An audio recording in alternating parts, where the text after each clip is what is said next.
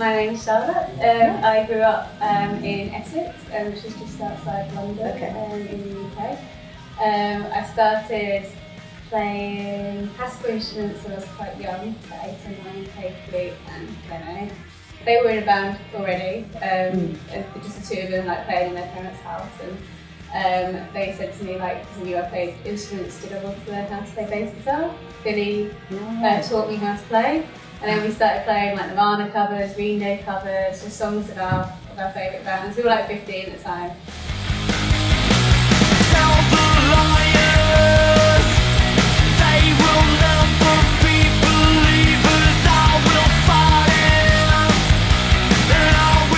I think particularly our gigs, I want it to be kind of like an escapism type of thing. You come here and you just lose yourself for a few hours, forget any worries you've had and just go a bit crazy, dance and just have a really good time. I think that's what we really aim to do with our shows, is just to create this sort of massive party.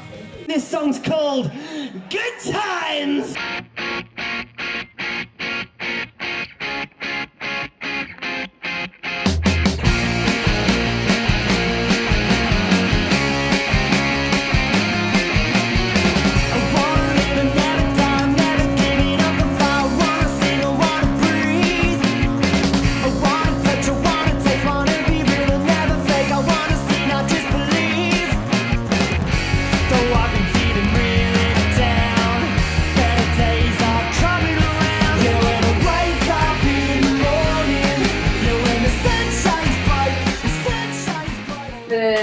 The two most difficult probably when Billy lost his voice and he had to have nodules removed, because that operation was really risky and he could have lost his voice, and obviously it meant a period of time out and he had to, the recovery process for that was quite long to kind of get him singing again. And also last year Josh had to leave a tour halfway through and had to have somebody else come and join for us for 5 weeks.